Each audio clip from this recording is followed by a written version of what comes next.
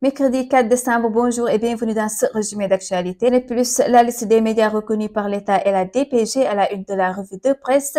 Les livraisons de ce mercredi traitent de la publication d'une liste provisoire de 112 entreprises de presse officiellement reconnues par l'État comme étant conformes aux dispositions du Code de la presse de la Déclaration de politique générale. Leral.net, suite à la publication controversée de la liste des médias reconnus par conforme au Code de la presse par le ministère de la Communication, des télécommunications et du numérique, le Conseil des diffuseurs et éditeurs de presse du Sénégal a tenu une conférence de presse ce mardi. Cette décision qui exclut plusieurs grandes maisons de presse comme 7TV et des médias a suscité une onde de choc et de vives critiques dans le paysage médiatique sénégalais. News des médias 7TV, Cheikh Omar Diagne raille les médias non reconnus par l'État. La publication récente de la liste des médias reconnus par le gouvernement sénégalais continue de faire des vagues. Ce recensement initié par le ministère de la Communication a entraîné une vive controverse, certains organes de presse étant jugés comme non conformes aux exigences légales.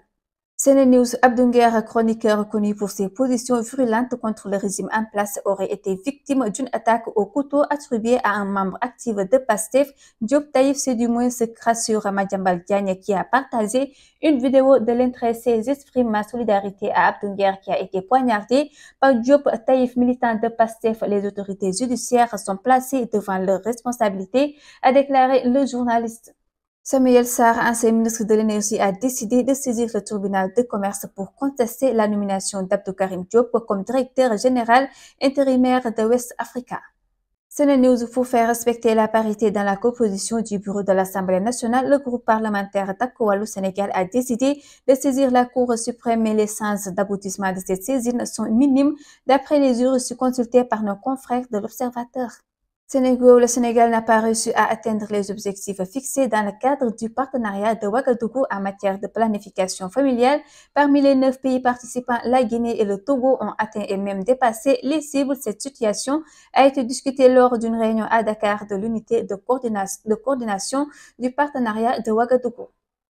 Leral.net, grave révélation au PAMECA, le vice-président du conseil d'administration porte plainte contre la présidente.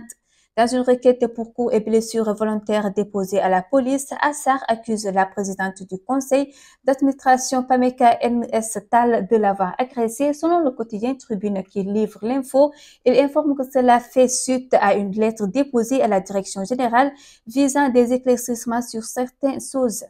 News, les usagers de l'autoroute de l'avenir sont invités à la plus grande prudence ce matin du 4 décembre. Un bouchon de plus de 4 km sont formés entre Pikine et la sortie Patte d'Oie dans le sens AIBD Dakar à cause de la saturation du réseau extérieur.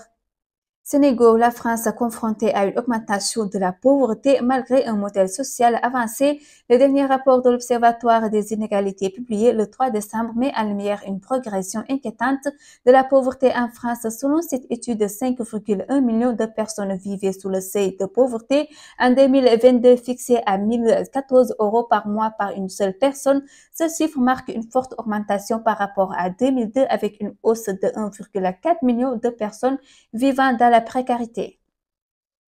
C'était tout pour votre résumé d'actualité. Merci, au revoir.